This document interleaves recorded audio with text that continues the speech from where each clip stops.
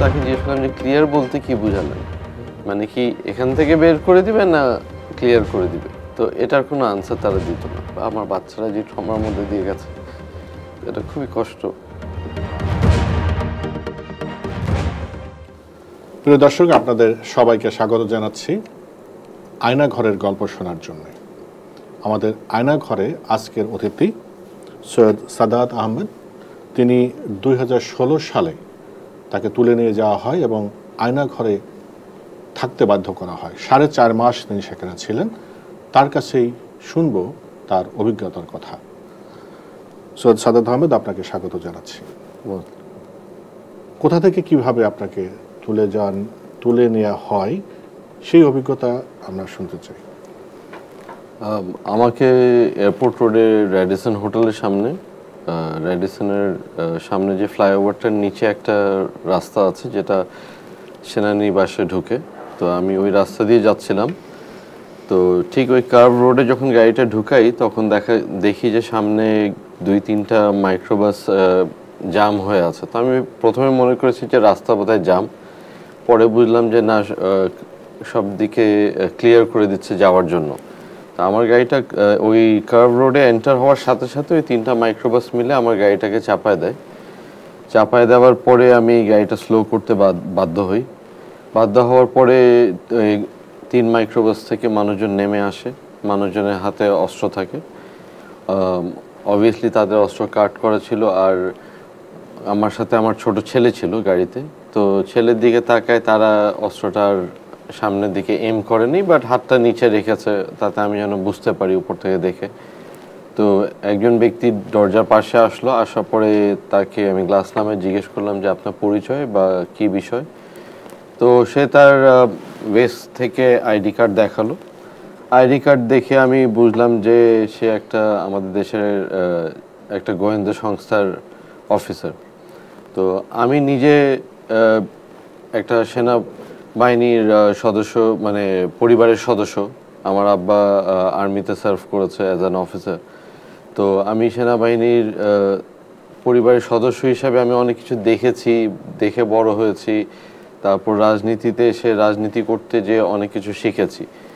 তো যখন আমাকে সেই অফিসারটা তার আইডি কার্ডটা দেয়, আমি তার কাছে একটা জিনিস প্রশ্ন করি যে বিষয়টা জানতে পারি? তো সে বলল যে আপনি আমাদের সাথে আসেন, আর আসলে আপনার সাথে আমাদের কিছু প্রশ্ন আছে, কিছু আলাপ আলোচনা আছে, এগুলা করার জন্য আপনাকে আমাদের সাথে যেতে হবে। তো আমি বললাম যে আপনাদের কাছে কোনো ওয়ারেন্ট বা কোনো নির্দেশনা আছে? তো বললো যে না, এটা এখন এই মুহূর্তে এগুলোর প্রয়োজন হচ্ছে না। তো কথা না বাড়ায়, কেন আমার বাচ্চা পাশে অলরেডি প্যানিকড হয়ে গেছে, সে অলরেডি ট্রমাটাইজ এগুলা দেখে। তো আমি তখন তাকে শুধু একটা কথাই বললাম যে মানে যেহেতু আমি বুঝলাম যে সে একটা অফিসার, অ্যান্ড তার ভাষা, তার ল্যাঙ্গুয়েজ, মানে সব কিছু পশ্চার দেখে বোঝা যাচ্ছে যে সে একটা মিড র্যাঙ্কিং অফিসার। তাকে বললাম আপনি যাই করেন আমার ছেলেকে বাসায় পৌঁছায় দেন। ওর তো কিছু না, ওকে বাসায় পৌঁছায় দেন, ও যেন ফ্যামিলির কাছে ফেরত যেতে পারে। তো ছেলের হাতে হাত রেখে শুধু বললাম যে বাবা টেনশন করো না, আঙ্কালরা তোমাকে বাসায় দিয়ে আসবে। তো ও একটু প্যানিকড হয়ে গেছিলো। তো বললো যে আপনার তো গাড়িতে আরেকজন লোক আছে, ওনাকে বলেন গাড়িটা নিয়ে যেতে, চালায়। আমি ও ড্রাইভার না, ওর সাথে থাকে, কেন ও মাঠে যাচ্ছে খেলতে। তো আমি ওকে খেলতে নামাই দিয়ে অফিস যাব, আসার সময় উঠাই নিব, এই জন্যে। তখন বললো যে ঠিক আছে, আমরা ব্যবস্থা করছি বলে গাড়ি থেকে নামায় আমাকে ওয়ান অফ দ্য মাইক্রোবাসে নিয়ে গেল। মাইক্রোবাসে বসলাম। তো মাইক্রোবাসের দরজাটা ঠিক যখন বন্ধ হচ্ছে তখন আমি ছেলের দিকে তাকাইছিলাম। তো তখন দেখছিলাম যে ছেলে অনেক প্যানিকড হয়ে একদম রিয়্যাক্ট করছে, মানে সে চেষ্টা করছে কিছু করার জন্য। আমার কিছু বলার ছিল না, কারণ আমার কিছু করার নেই তখন। তো দরজাটা বন্ধ হয়ে গেল। বন্ধ হয়ে যাওয়ার সাথে সাথে পিছে যিনি ছিল উনি পিছে থেকে কাপড় দিয়ে আমার চোখ বন্ধ করে দিল, বেঁধে দিল। বাঁধার পরে হয়তো আরেকটা টুপি বা কিছু পরাই দিল। সামনে যিনি ছিল উনি বলল যে আপনি হাতটা সিটের উপরে রাখেন, মানে সামনে মাইক্রোবাসের সিটের উপরে রাখেন। হাতটা সিটের উপরে দেওয়ার সাথে সাথে হ্যান্ডকাফ করে ফেললো। তো তখন বুঝলাম যে ব্যাপারটা অনেক জটিল, ব্যাপারটা এত সহজে কিছুই হচ্ছে না। তো তখন চুপচাপ বসেছিলাম। তারপর গাড়ি চলা শুরু করলো, প্রায় 45 মিনিট 1 ঘন্টার মতো গাড়ি ডানে বামে। তো আমরা যেহেতু নিজেরা গাড়ি চালাই, আপনিও গাড়ি চালান, আমাদের ঢাকা শহরে কিছু sense of driving, sense of direction বলে কিছু জিনিস মাথায় কাজ করে, যে কোন দিক দিয়ে কোথায় যাচ্ছি বা না যাচ্ছি। এটা যেন না ধরতে পারি, এই জন্য গাড়িটা অনেকক্ষণ শুধু লেফট রাইট আপ ডাউন এরকম অনেক ডাইরেকশনে গেছে। একটা পর্যায়ে দেখলাম প্লেন রাস্তা, ভাঙা রাস্তা, প্লেন রাস্তা, আবার একটা ভাঙা রাস্তায়। তো গাড়ি থামলো, গাড়ি থেকে নামালো, নামানোর পরে যখন আপনি গাড়ি থেকে নামেন, আপনি অবভিয়াসলি মাটিতে পা দিয়ে গ্রাউন্ডে হাঁটছেন। তো 2-3 পা হাঁটার পরেই, পা ফেলার পরেই দেখছি যে একটা সিঁড়ি। তো সিঁড়ি দিয়ে আরও নিচে নামতে হচ্ছে। তো তখন বুঝলাম যে আমাকে মাটির নিচে কোথাও নিয়ে যাচ্ছে। তো অনেক দূর হেঁটে যাওয়ার পরে একটা রুমে গেলাম। রুমটা বন্ধ একটা রুম, কোনো জানলা নাই, কোনো আলো নাই, কিছু নাই, শুধু একটা গ্রিলের দরজা যেটা দিয়ে ঢুকলাম। ওখানে বসালো, বসায় বলল যে আপনি আপনার কাপড় চেঞ্জ করে নেন, আপনাকে কিছুক্ষণ অপেক্ষা করতে হবে।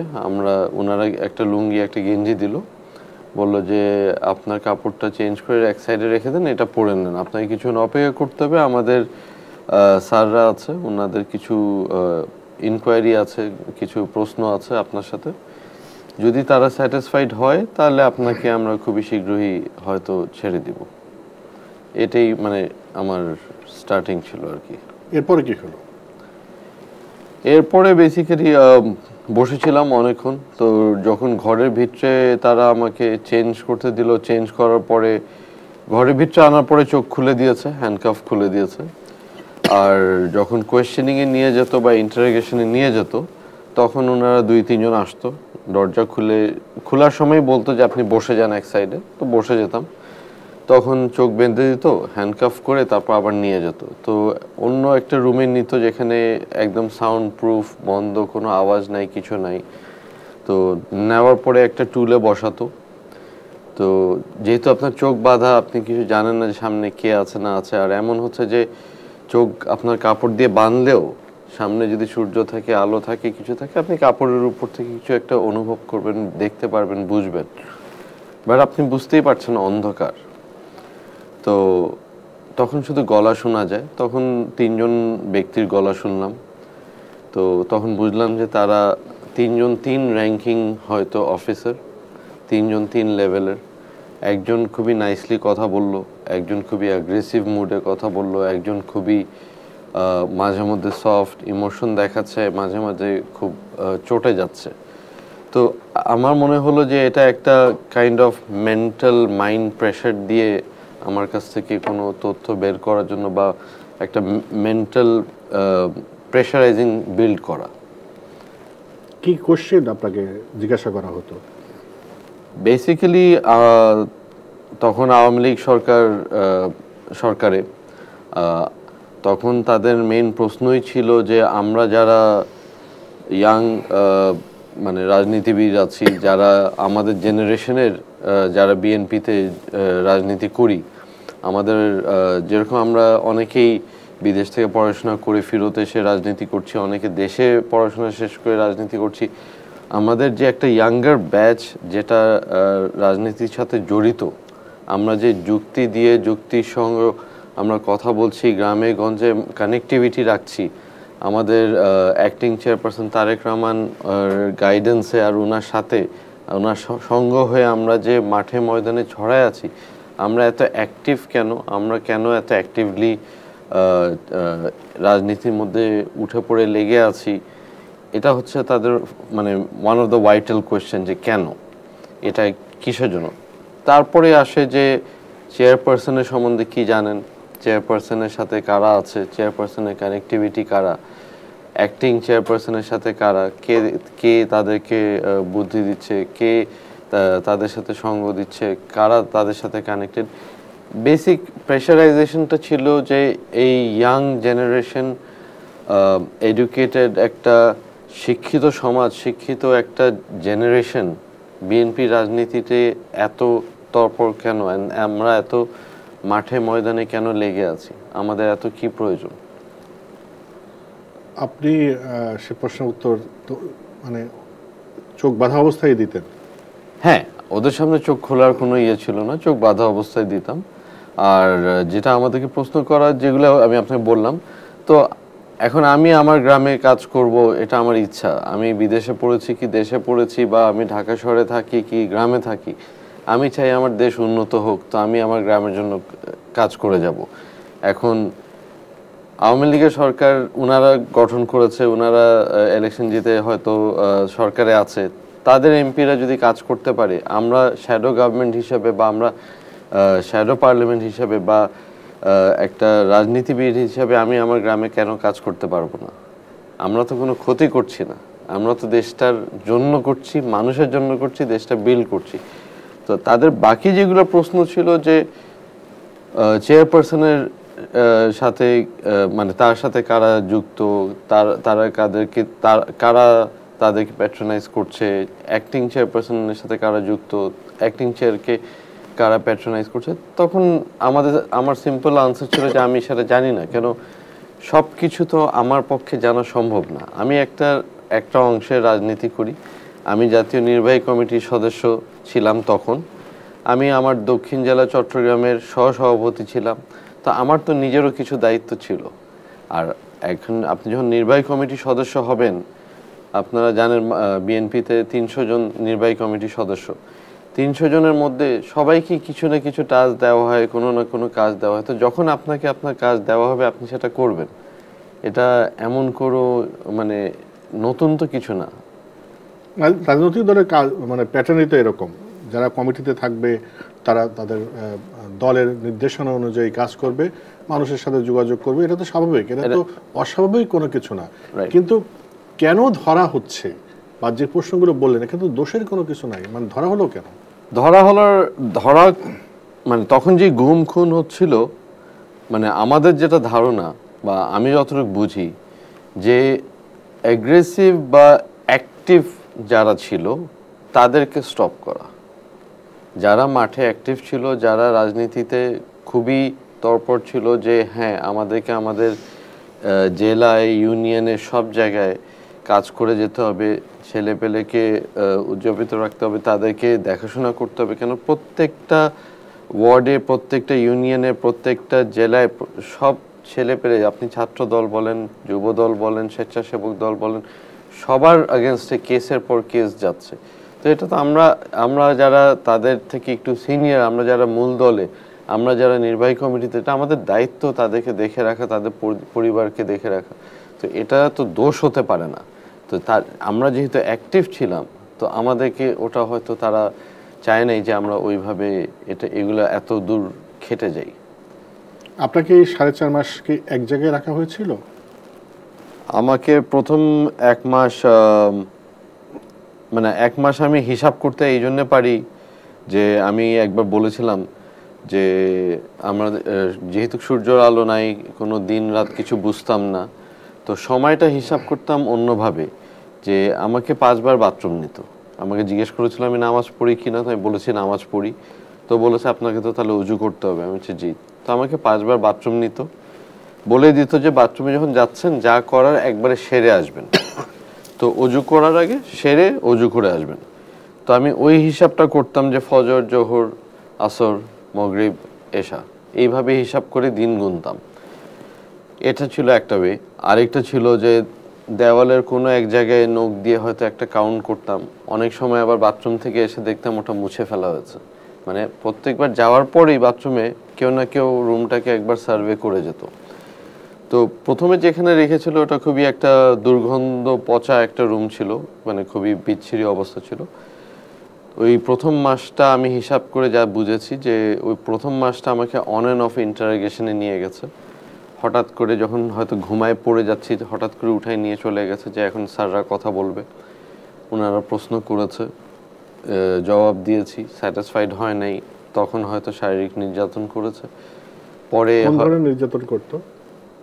চোখ তো বাধা থাকতো, তো ওইভাবে তো বুঝতাম না। যেরকম অনেক সময় হঠাৎ করে ফিল করতাম যে হয়তো এত জোরে হাঁটুতে লেগেছে বা আপনার শোল্ডারে লেগেছে বা পিঠে রিবসে লেগেছে যে আপনি আপনার গলার সুর হয়তো হারায় ফেলবেন। আপনি করে যে উঠবেন, ওই উঠার আওয়াজ বের করার ইয়েটা আর থাকবে না। তো প্রথম 1 মাস শারীরিক নির্যাতন, ইন্টারোগেশন বা শারীরিক নির্যাতন বা কোয়েশ্চেনের বা এই মানে আপনি যদি বলেন এই 1 মাসের পরে তারা আর কোনো কিছু প্রশ্নর দিকে যায় নাই। আমাকে লাস্ট প্রশ্ন যেটা করেছিল যখন 3 জন কথা বলছিল, তখন আমি শুধু একটা জিনিস নোটিস করেছিলাম যেটা আমার কানে বাজে, যে আমরা এখানে যেরকম আপনি আমি এখন কথা বলছি, আমরা শুদ্ধ ভাষা ইউজ করছি, আমরা চলতি ভাষা ইউজ করছি। আমি যখন আমার বন্ধুদের সাথে কথা বলি আমি চলতি ভাষা ইউজ করি, কেমন আছো, তুই খাইছিস কি না। বাপ মার সাথে কথা বললে বলি যে বাবা খেয়েছেন কি না, খাবেন কি না, খানা দিয়েছে। তো আমরা তো সব জায়গায় আমাদের ভাষা জানি। তো এখন আমাকে যদি এখন কেউ ধাম করে বলে যে দাদা জলটা পান করেন, তখন কিন্তু আমার কানে বাজবে যে আমাকে প্রশ্ন করছেটা কে। তো এরকম অনেক সময় অনেক ভাষা ছিল যেটা কানে বাজতো, যারা কারা। তখন আমি ইভেন এমনও হয়েছে বলেছি যে আপনারা যে ইউনিফর্ম পরে আছেন, আমি ওই ইউনিফর্মের ঘরেরই সন্তান, তো আমি জানি আপনারা মানে কদ্দূর বা ইয়ে। তো তখন তারা অনেক রকম গালি দিত। তো তখন আমি হয় না, তখন আপনি আসলে মানসিক হয়ে যান, কারণ আপনি জানেন যে এটার পরে আর কিছু নাই। কেন আমি ধরেই নিয়েছি আমি হয়তো আমার পরিবার আর দেখবো না, আমি ধরেই নিয়েছি এটাই শেষ। আমার পরিবার হয়তো ধরেই নিয়েছে যে সে যে গেছে সে আর ফেরত আসবে না। তো তখন হয় না আপনি একটু কাইন্ড অফ মানসিক হয়ে যান। তখন আপনি হেসে বলছেন যে আমি জানি আপনারা যে। তো তখন যখন ওনারা গালি দিত, মাঝে মধ্যে বোকার মতো হেসে ফেলতাম যে যেই গালিটা দিচ্ছেন এই গালি শুনে বড় হয়েছে। কেন আমার বাপরাও তো ইউনিফর্ম পরেছে, তো এটা ইউজুয়াল। আপনারা গালি শিখবেন আমাদের মতো সিভিলিয়ানদের থেকে শিখবেন। তো তখন এসে মানে চোখ টোক এগুলো আরো প্রেস করে দেখতো যে আপনি কি দেখতে পাচ্ছেন কিনা। সেটা যেটা দেখতে পারেন না, এটা আপনাদের কথা বলার ধরন থেকে বোঝা যায়। তো এইরকম আর কি ইয়ে হতো। তো আমাকে লাস্ট যেটা কোয়েশ্চেন ছিল, আমাকে 13টা কাগজ দিয়েছিল, পেজ দিয়েছিল আর একটা পেন্সিল দিয়েছিল। পেন্সিল দিয়ে বলেছিল যে আপনাকে অনেকবারই প্রশ্ন করেছি, অনেকবার ডেকেছি, আপনি আমাদেরকে অনেক কিছুই সঠিক বলেছেন, অনেক কিছুই আপনি সঠিক বলেন নাই। তো মানে প্রথমে যেরকম আমি যখন গেছি ফার্স্টে আপনাকে মানে মেন্টালি ইয়ে করার জন্য আপনাকে আপনার নাম, আপনার বাবা, দাদা, চাচা, বোন, ভাই, বোন, ছেলে মেয়ে সবার ডিটেল বলে দেয়, so that you are mentally মানে শেখেন যে তারা আমার সব জানে। সো ওটাই তখন আমাকে বললো যে আপনি অনেক কিছু হ্যাঁ বলেছেন, অনেক কিছু না বলেছেন, কিন্তু যেটা বলেন নাই একটু লিখিতভাবে দেন। আমরা কিছু বলবো না, আপনাকে সাইন করতে হবে না, লিখিতভাবে দেন, আমরা এটার পরে আমরা বিবেচনা করে দেখে আমরা চেষ্টা করব আপনাকে কোনো একটা উপায় করে দেওয়ার জন্য। এটা বলে আমাকে রুমে পাঠায় দেওয়া হয়। তো রুমে যখন চোখ খুলি 13টা পেজ ছিল, একটা পেন্সিল ছিল। তো তখন আমি চিন্তা করলাম আমরা ছোটবেলায় তো অনেক রচনা লিখেছি, তো আমি চিন্তা করলাম কি করা যায়। কেন আমি যেই ঘরের সন্তান, আমার বাপ ইউনিফর্ম পরেছে, দেশের জন্য একটা ওথ নিয়েছে যে সে দেশকে সার্ভ করবে, দেশকে নিশ্চয়ই সে বিক্রি করে দিবেন। আমরা রাজনীতিতে এসেছি, আমি বাংলাদেশ জাতীয়তাবাদী দল জয়েন করেছি, আমারও একটা ওথ নেওয়া আছে যে আমি আমার দলের প্রতি লয়াল থাকব। আমি আমার madam Begum Khaleda Zia, acting chairman Tarique রহমানকে বিট্রে করব না। তো আমিও ওই চিন্তা করেই যে আমার বাপ যদি এই প্যাটার্নে থাকে, আমিও এই প্যাটার্নে। আর বাংলাদেশ জাতীয়তাবাদী দলের রাজনীতিটা হচ্ছে দেশ নিয়ে, দেশের মানুষ নিয়ে, দেশের জন্য। আমরা তো দেশ বেচতে আসিনি। তো আমি ওটা চিন্তা করে ভাবলাম যে একটা রচনা লিখি, নেশন ফার্স্ট। আমি নামই দিয়েছি নেশন ফার্স্ট। লিখে আমি লিখেছি যে একটা আর্মির ওথ কি, ডিউটি কি, কি কি করা উচিত দেশের জন্য, একটা দলের মানে বাংলাদেশ জাতীয়তাবাদী দলের আমাদের ওথ কি, আমাদের রাজনীতির পলিসি কি, আর আমরা কিসের জন্য রাজনীতি করি, লিখে আমি দিয়ে দিয়েছি। হঠাৎ করে আমাকে রাত 3টা-4টা বাজে, কেন আমি মানে 4টা না মানে আর একটু বেশি হবে, কেন তখন অলরেডি ওই যে গ্রিলের দরজা তো একটু টোকা দিয়ে যায়, মানে যদি নামাজ পড়তে চাই তো টোকা দিয়ে যায় আগে থেকে। তো তারপর পরই দেখি খুলে বেঁধে টেঁধে নিয়ে চলে গেল। আমি বললাম হ্যাঁ নামাজটা পড়িনি, বলছে পড়বেন পরে। নিয়ে গেল, তখন বলল যে রাবিশ, এগুলা কি, আপনি কি আমাদের সাথে ইয়ে করছেন, ফাজলামি করছেন? তো আমি বললাম যে কেন? তো সেগুলো কি লিখেছেন? তা আমি বলছি আপনি যা লিখতে বলেছেন আমি লিখেছি, কিন্তু এর বাইরে তো আমি আর কিছু জানি না। আমি যা শিখে এসেছি পারিবারিকভাবে আর রাজনৈতিকভাবে, আমি ওটাই লিখেছি, and this is what I did. তো তখন তারা খুব বিরক্ত হয়ে রুমে পাঠিয়ে দিল। তো এই ইন্টারোগেশনের রুমে নেওয়ার সময় একটা পর্যায়ে ওই রুমে আর আমি ফেরত যাইনি, আরেকটা রুমে গেছি ওই লাস্ট ইয়েটার পরে।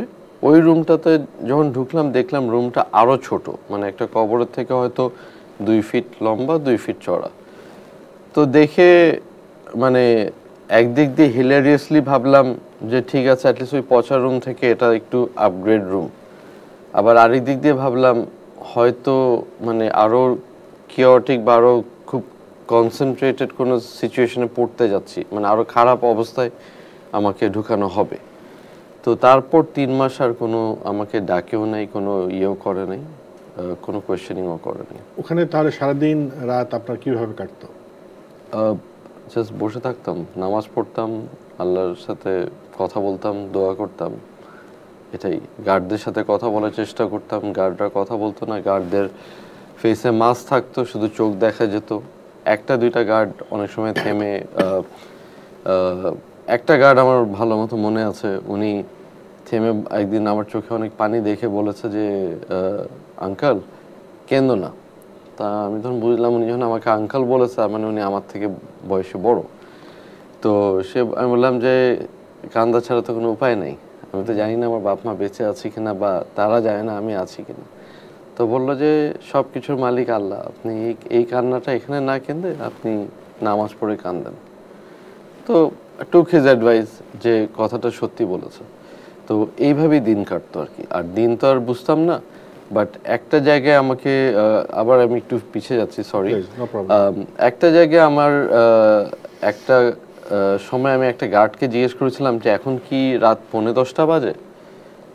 এটা সাথে সাথে রিপোর্ট হয়ে গেল। রিপোর্ট হয়ে যাওয়ার পর মনে করেন 10 মিনিটও পার হয় নাই, রুমে এসে আমাকে হ্যান্ডকাফ করে চোখ বেঁধে রুম থেকে সরায় নেওয়া হলো। রুমটা পুরাটা চেক করা হলো। চেক করে আমাকে ইন্টারোগেশন রুমে নিয়ে যে বললো যে আপনি সময় কি করে বললেন, আপনার কাছে ঘড়ি আছে বা আপনার কাছে কোনো ডিভাইস আছে, মানে বডি চেকও হলো। তো আমি বললাম যে না, আমার কাছে ডিভাইস কোথা থেকে আসবে। তো বললো আপনি কি করে বুঝলেন যে 10:45 বাজে। তো বেসিক্যালি আমি যেহেতু ব্যবসাও করি, আমার ব্যবসা হচ্ছে ফ্রেড ফরওয়ার্ডিং, তারপর এয়ারলাইন, এগুলো যুক্ত, জিএসএ ট্রাভেল এজেন্সি। তো আমরা তখন জিএসএ ছিলাম এয়ারলাইনের। তো আমরা এয়ারপোর্টে আমাদের রেগুলার আসা যাওয়া ছিল, কাজ ছিল। তো আমি তখন বাংলাদেশে তখন এমিরেটসের বোয়িং 777 জেট ইঞ্জিন, মানে এমিরেটসই তখন বোধহয় প্রথম বোয়িং 777 ল্যান্ড করায়। তো আমি খুব ইউজ টু ছিলাম যে ঠিক ওই টাইমে এমিরেটসের জেট ইঞ্জিনগুলো স্টার্ট আপ করে। তো আমি যেখানে ছিলাম আমি জেট ইঞ্জিনের আওয়াজ পেতাম। তো আমি আওয়াজ পাওয়ার সাথে সাথে খুব কনসেন্ট্রেট করতাম যে এটা কোন জেট। অ্যান্ড আমি পার্সোনালি ওয়াজ স্যাটিসফাইড যে হ্যাঁ এটা এমিরেটসের ইঞ্জিন। অ্যান্ড ওই হিসাব করে আমি ভাবতাম যে এখন এই টাইম বাজে। তো আমি ওটাই বলেছিলাম আসলে। আচ্ছা, তো এটাকে যে ওরা ওইভাবে এত কনসিডারেটলি মানে এত সিকিউরলি নিবে আমি বুঝি নাই, আমি জাস্ট বুঝার জন্য আর কি বলেছিলাম। তা আপনি বললেন যে এই জেট ইঞ্জিনের শব্দ শুনে আপনি বিয়ে করেছেন। না মানে আমি ওই জেট ইঞ্জিনের আওয়াজ শুনে আমি আর কি টাইমটা মিলাবার চেষ্টা করতাম, কিন্তু আসলে যেরকম আপনি জিজ্ঞেস করলেন যে দিনটা কাটতো কি করে, এখানে তো মানে কাটার কোনো ওয়ে নেই। আপনি সারাক্ষণ শুধু পরিবারের কথা চিন্তা করছেন, আল্লাহর কাছে দোয়া করছেন। আপনি আজান শুনতে পারছেন না, আপনাকে ওই যে টোকা দিয়ে যাচ্ছে, মানে বলে যাচ্ছে যে নামাজের সময়। আমরা কিন্তু ওখানে যারা ছিলাম এখানে কেউ আজান শুনতে পারছে না। আমি ওখানে থেকে আমি বুঝছি যে পাশে হয়তো আরো মানুষ আছে, কেউ কিন্তু কথা বলছে না কেন, সবাই ভয় আছে কেন, সবাইকে বলে দেওয়া হয়েছে কেউ যেন কথা না বলে। তো আমরা যেরকম কিভাবে কমিউনিকেট করতাম যে হয়তো এখানে কেউ বসা আছে বা দূরে কেউ আছে, আমি টোকা দিলাম, উনি ওদিক থেকে অনেকক্ষণ পরে সো এইভাবে দেন উই ইউজ টু মানে কাউন্ট করতাম যে কয়টা টোকা ফেরত আসে। সো ওইভাবে আমরা বুঝতাম যে আচ্ছা এখানে অ্যাটলিস্ট এই ঘরে এখানে এতজন আছে। আপনার কি কখনো মৃত্যু চিন্তা এগুলো আসতো যে এরপর কি হবে, যেহেতু একটা ট্রমাটাইজড অবস্থা, মুক্তি পাবেন কিনা অনিশ্চয়তা? প্রথম সপ্তাহে আমি অনেক আশা রেখেছিলাম যে ইনশাল্লাহ এরা হয়তো কোয়েশ্চেনিং করে কিছু একটা করে সলিউশনে চলে এসে ছেড়ে দিবে। তারপরে যখন সময় কেটে গেল আর 1 মাস পরে যখন কোয়েশ্চেনিং বন্ধ হয়ে গেল, তখন একটু কনসার্ন হলাম, কেন তখন অনেক কিছুই ওখানে আওয়াজ পেতাম, অনেক কিছুই হতো। তো তখন একটু কনসার্ন হলাম যে এটা থেকে বোধহয় আর আমার কোনো এক্সিট নাই। তো তখন নামাজ পড়তাম আর দোয়া করতাম আল্লাহর কাছে যে আল্লাহ পরিবারকে অ্যাটলিস্ট ভালো রেখো, যেরকমই রেখেছো, ওরা যেন ভালো থাকে, ওরা যেন, আর আমাকে মাফ করে দিও। আর মানে বাকি তো আমি জানি না যে আমার শেষ কখন। তো যেরকম আমি একদিন একটা গার্ডকে জিজ্ঞেস করেছিলাম যে আমি বুঝবো কি করে যে আমাকে এখান থেকে ছাড়া হচ্ছে বা আমাকে করে। তো একটা গার্ড বিরক্ত হয়ে বলেছিল যে, মানে বিরক্ত মানে কি, উনি রেগে না, মানে প্রশ্ন করতে করতে লোকটা বিরক্ত হয়ে বলেছে যে আপনাকে যখন আপনার পুরনো কাপড় এনে দেওয়া হবে বুঝবেন আপনাকে এখান থেকে ক্লিয়ার করে দেওয়া হচ্ছে, তখন আপনাকে পুরনো কাপড়টা দিয়ে বলা হবে পরে নিতে, আর যেটা পরে আছেন এটা রেখে দিতে, তখনই বুঝবেন আপনি ক্লিয়ার। তো আমি ক্লিয়ার শব্দটা বলতে তাকে জিজ্ঞেস করলাম যে ক্লিয়ার বলতে কি বুঝালেন, মানে কি এখান থেকে বের করে দিবে না ক্লিয়ার করে দিবে? তো এটার কোনো আনসার তারা দিত না। তো হঠাৎ একদিন এরকম আসলো যে তারা আমাকে এরকম কাপড় নিয়ে এসে দিল, দেওয়ার পরে আমি একটু নার্ভাস হয়ে গেলাম যে তাহলে কি হতে যাচ্ছে। তো যখন কাপড়টা পরার পরে দেখলাম যে আমার কাপড় আমাকে ফিট করছে না। কেন, আমি যখন গেছি, আমাকে যখন তারা উঠাচ্ছে, আমার বডি ওয়েট ছিল 85 কেজি। অ্যান্ড যখন আমি মানে ওই দিন আমি বলতে পারবো না, কিন্তু আমাকে যেদিন কোর্টে প্রডিউস করে ওই দিন আমার বডি ওয়েট ছিল 44 কেজি। তো অর্ধেক হয়ে গেছে একদম। জি। তো আমাকে যখন কাপড়টা দিল, কাপড় ফিট হচ্ছে না। তো যখন ফিট হচ্ছে না তখন কিছু করার নেই, ওটাই পরলাম। তো ওরা তখন বলল যে একটা কাজ করেন, আপনি গেঞ্জিটা আর খোলার দরকার নেই, গেঞ্জির উপরেই শার্টটা পরেন, কেন তাছাড়া আপনার শার্ট ফিট হচ্ছে না। তো গেঞ্জির উপরেই শার্টটা পরলাম। তো গাড়িতে উঠাই নিয়ে গেল, চোখ বেঁধে হ্যান্ডকাফ করে গাড়িতে উঠাই নিয়ে গেল। তখন মাথার মধ্যে এটাই ঘুরছে যে হয়তো আমাকে কোনো একটা স্পটে থামায় বলবে হাঁটেন, হাঁটার পরে দেখা যাবে আমাকে ক্রস ফায়ারে শেষ করে দিল, বা ওটাই বোধহয় আমার কোনো একটা ইনসিডেন্ট দেখায় শেষ হয়ে যাবে। তো আমি তখন শুধু এটাই জিজ্ঞেস করছিলাম যে আপনারা কি আমাকে মেরে ফেলবেন, আপনারা কি আমাকে মানে ছেড়ে দিচ্ছেন না মেরে ফেলবেন? তো তখন একজন বলল বেশি কথা বলেন না, আপনার যা হওয়ার এখনই হবে। তো তখন আমি আর কিছু আশাও রাখিনি, আপনি যেরকম জিজ্ঞেস করলেন। তখন সত্যি কথা যে আমি আল্লাহর কাছে দোয়া করলাম, আল্লাহর কাছে মাফ চেলাম যে যা করেছি জীবনে ভুল, মাফ করে দিতে। আর এরকম যেতে যেতে গাড়িটা একটা জায়গায় থামার পরে নামালো। তো যখন নামালো তখন আমি শিওর যে এখন হয়তো বলবে যে হাঁটার পরে হয়তো ক্রস ফায়ারে পড়বো। তো তারপর দেখলাম যে হাঁটতে যে পায়ে একটা গ্রিলের মতো মানে ছিটকিনি গেট যেটা হয় ওটার পায়ে লাগলো, বললো ভিতরে ঢুকেন। ভিতরে ঢুকলাম, তো আরেকটা বেঞ্চে বসালো। তারপর দেখলাম, মানে শুনতে পাচ্ছি, আমার দেখতে তো আর পারছি না, চোখ বন্ধ, শুনতে পাচ্ছি 2জন অফিসার হয়তো কথা বললো, দুজনকে গ্রিট করলো, কথা বলে তারা একটা টিম হয়তো একটা টিমকে হ্যান্ড ওভার করে চলে গেল। তো চলে যাওয়ার সাথে সাথে আরেকজন সামনে যিনি বসা ছিল, উনি নিশ্চয়ই সিনিয়র একজন ছিল। তো উনি বললো এই স্যারের হ্যান্ডকাফটা খুলো আর চোখটা খুলে দাও, চোখ খুলে দাও। তো খোলার পরে এরকম অনেক লাইট, মানে হঠাৎ করে যে আপনার চোখ বন্ধ থেকে অন্ধকার থেকে এসে যখন আপনি একটা আলোকিত রুমে আসবেন, আপনি ক্লিয়ারলি দেখতে পারবেন না। তো সব কিছু ঝাপসা দেখছিলাম, কিছুক্ষণ পরে একজনকে দেখলাম। তো উনি বললো আমি এডিসি গুলশান। তখন বুঝলাম যে উনি ডিবির এডিসি, কেন বাকিরা সব পুলিশের ড্রেসে ছিল, ডিবির জ্যাকেট পরা ছিল। তো উনি বললো যে আপনি রিল্যাক্স করেন, চা নাস্তা খান, ওয়াশরুম গেলে ওয়াশরুমে যে মুখ হাত ধুয়েন, আপনার খানার ব্যবস্থা করছি। তো এটা বলে ওখানে রাখা হলো। তো এমন না যে আমাকে কোনো ডায়েরি করা হলো বা এন্ট্রি করা হলো ডিবিতে। তো ডিবিতে প্রায় আমি ডিবিতে তখন যদিও আমি এডিসির একটা এক্সটেনশন রুমে ছিলাম, যেহেতু তারা আমাকে ডায়েরি করেনি, তো আমি জানলা থেকে দিন রাত তখন নাকি দেখা শুরু করলাম, বোঝা শুরু করলাম। তো তখন গুনে গুনে 28 দিন গেল। এই 28 দিনের মধ্যে তাদের কিছু কোয়েশ্চেনিং ছিল, তাদের ছোটোখাটো ইনকোয়ারি ছিল। তখন তারা হয়তো ব্যবস্থা নিচ্ছিল যে আমাকে কোন কোন কেসে তারা জড়াবে বা অজ্ঞাতমান কেসের মধ্যে কোনটায় ঢুকাবে, কি করবে। তো ওগুলো সেট করে 28 দিন এরকম বললো যে টিভি স্ক্রলটা দেখেন। তো যাদের সাথে বসেছিলাম ওই অফিসাররা বলছে টিভি স্ক্রলটা দেখেন। তো টিভি স্ক্রলে দেখলাম হঠাৎ যে সৈয়দ সাদাত আহমেদ জাতীয় নির্বাহী কমিটির সদস্যকে রামপুরা ব্রিজ থেকে অ্যারেস্ট করা হয়েছে। তো আমি তখন ওনাদের দিকে তাকিয়ে বললাম, ভাই এটা তো, তখন বললো যে ভাই আপনাকে তো অ্যাটলিস্ট প্রকাশে আনা হয়েছে। তো তখন বললাম আলহামদুলিল্লাহ, ঠিক আছে, অ্যাটলিস্ট প্রকাশে এসছি। তো ওই ডিবি অফিসে ওই এক্সটেনশন রুমে আমার সাথে আরেকজন ছিল, সেও আয়নাঘর থেকে এসছে। আমি যেদিন এসছি তার 2 দিন পরেই ওখানে তাকে আনা হয়েছে।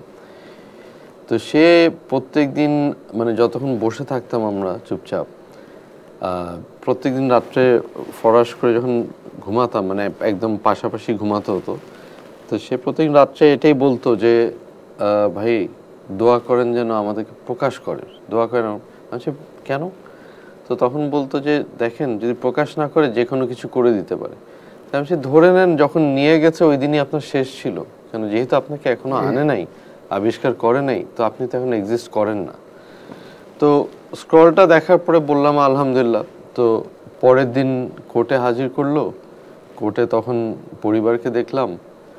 তো পরিবারকে দেখে ভালোই লেগেছে, খুশি লেগেছে, তারাও খুশি হয়েছে, বাট খুব কষ্ট লেগেছে যে মানে তারা যে ট্রমার মধ্যে দিয়ে গেছে, আমি বা আমার বাচ্চারা যে ট্রমার মধ্যে দিয়ে গেছে, এটা খুবই কষ্ট।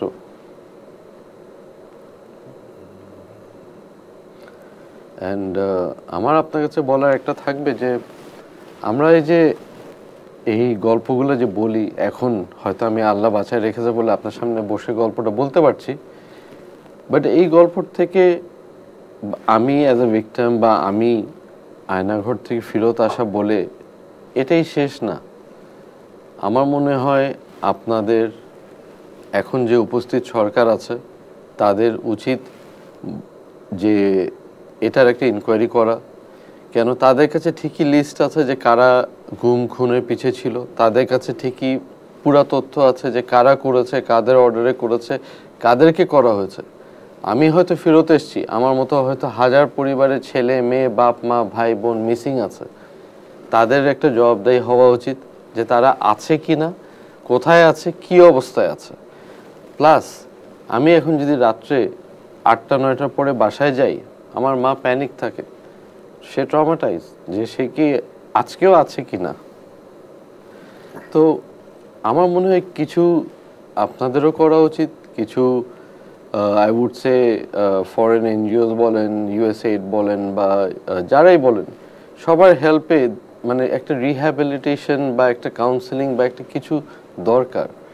কেন মানে এরকম ট্রমা শুধু আমার ভিতরে নাই, অনেক মানুষ হয়তো এই এত দূরে এসে একটু কথা হয়তো নাও বলতে পারে, অনেকে হয়তো মেন্টালি ডিসঅর্ডার হয়ে গেছে, অনেকে হয়তো ভেজিটেবল হয়ে গেছে, অনেকে হয়তো ভয়ে আতঙ্কে হয়তো আপনি দরজা খুললে হয়তো লাফ দিয়ে উঠে, অনেকের পরিবার হয়তো আতঙ্কিত। যেরকম আমাকে বলা হয়েছিল মানে ফাইনালি ছাড়ার সময় আমার ফ্যামিলিকে ব্রিফ করা হয়েছে, আমাকে বলা হয়েছে রাজনীতিতে ফেরত যেতে না। আমার ফ্যামিলিকে বলেই দিয়েছে যে রাজনীতিতে ফেরত যেন না যায়। আমার ওয়াইফকে বলে দিয়েছে আপনার হাজব্যান্ড যেন ভুলেও রাজনীতিতে না যায়, মাঠে না নামে, এর থেকেও খারাপ অবস্থা হবে, আপনারা পারলে দেশ ছেড়ে চলে যান। আমার কথা হলো ভাই, দেশটা তো স্বাধীন, আমরা তো বাঙালি, আমি এই দেশে জন্মেছি, আমার তো একটা নৈতিক অধিকার আছে, আমি দেশ ছেড়ে যাব কেন? অ্যান্ড আপনি দেশ ছেড়ে চলে যান এটা বলার আপনি কে? ঠিক না? তো আমার আপনাদের কাছে একটাই অনুরোধ, do something for the family. আপনি এই পরিবারগুলোকে আর এই সরকারকে প্রশ্ন করেন যে এইটার বিচার হওয়া উচিত। কেন আমরা কি পিলখানার বিচার দেখি নাই? যদিও ওটা সুস্থ হোক কি অসুস্থ বিচার হোক, যেটা হোক, ওটা আমি মানে নো ওয়ান টু জাজ, ওটা সরকার দেখবে। আমরা হেফাজতের অবস্থা দেখেছি, পিলখানা দেখেছি। তো এই গুম খুনের এটা তো সরকারের কাছে লিস্ট আছে, কারা করেছে, কারা ব্রেন চাইল্ড, কারা কোথায় কি অবস্থায় উঠাছে, কি অবস্থায় আছে। তো এই প্রশ্নটা কেন হচ্ছে না? এটা তদন্ত কেন সামনে আসছে না? আর কেন পরিবাররা জানতে পারছে না যে তাদের পরিবাররা বেঁচে আছে কিনা বা আছে কিনা?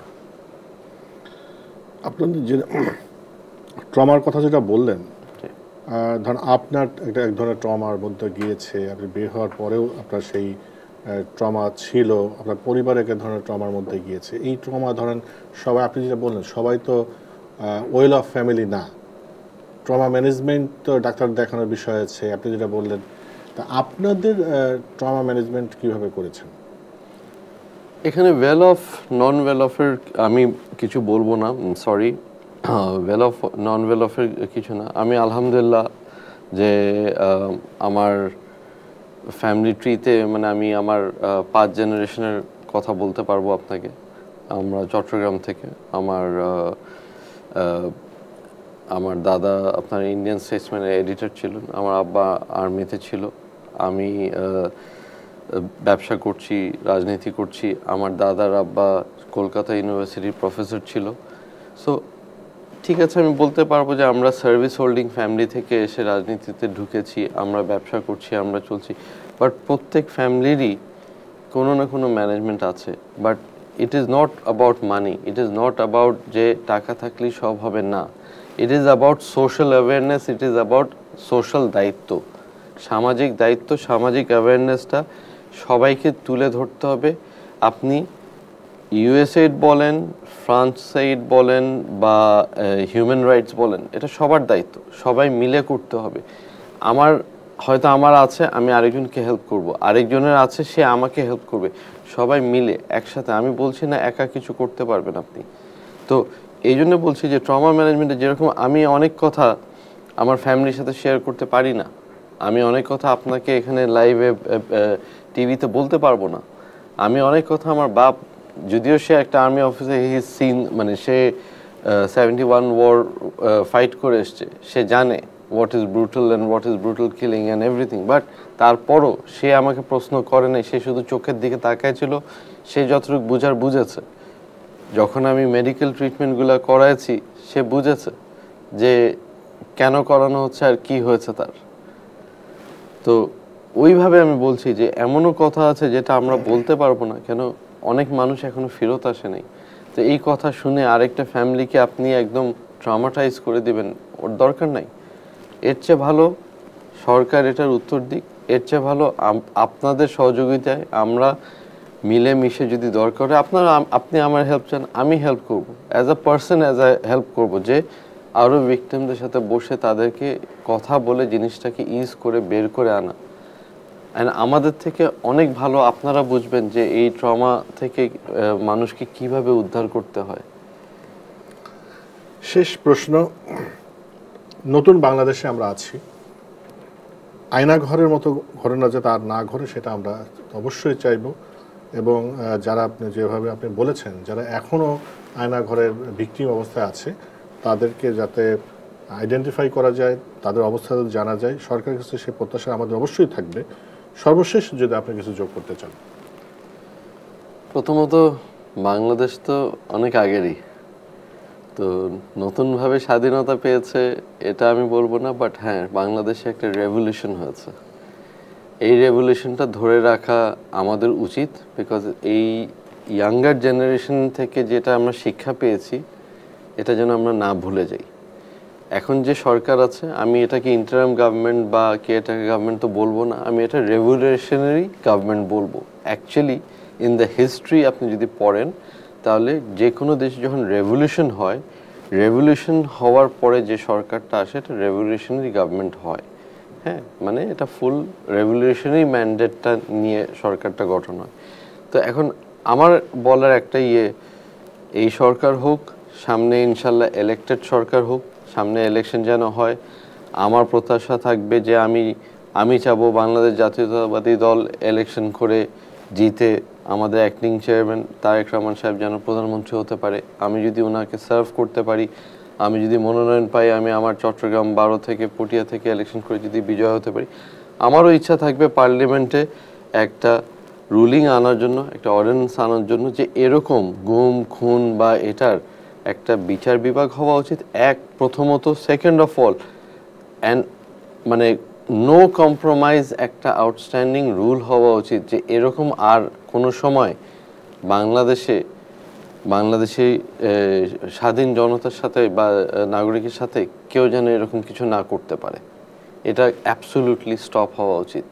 অ্যান্ড এটা that should be the end of মানে এইসব ভিক্টিমাইজেশন। কেন পলিটিক্সের কিছু নর্মস আছে অ্যান্ড পলিটিক্সের কিছু ডিসেন্সি আছে। আমরা ছোটবেলা থেকে দেখে এসেছি পলিটিক্স মানে যে আপনি একদম ভিক্টিমাইজ করে ফেলবেন, আপনি ফ্যামিলি জড়ায় ফেলবেন, আপনি বউ বাচ্চা হাত দিয়ে ফেলবেন, এটা কোনো সময় ছিল না যেটা এখন এসছে। তা আমাদের উচিত আমাদের কিছু রুলিং আনা, কিছু মানে পার্লামেন্টে কিছু রুলস পাস করা যেটা আমাদেরকে ফলো করতে হবে as a nation. Okay, thank you Syed Sadat Ahmed, আপনি অনেক ব্যস্ততার মধ্যে আমাদেরকে সময় দিয়েছেন। প্রিয় দর্শক, আপনারা দেখলেন আয়নাঘরের গল্প। সৈয়দ সাদাত আহমেদ তার আয়নাঘরে থাকার গল্পর কথা আমাদেরকে শুনিয়েছেন। আমরা প্রত্যেকটি এপিসোডেই যেটা বলে থাকি, আমরা একটা ডিসক্লেমার দিয়ে রাখি, তিনি যে অভিজ্ঞতার কথা শেয়ার করেছেন সেটা সম্পূর্ণ তার নিজস্ব। আমরা শুধু আমাদের প্ল্যাটফর্মে সেটা তুলে ধরেছি মাত্র। সবাই ভালো থাকবেন।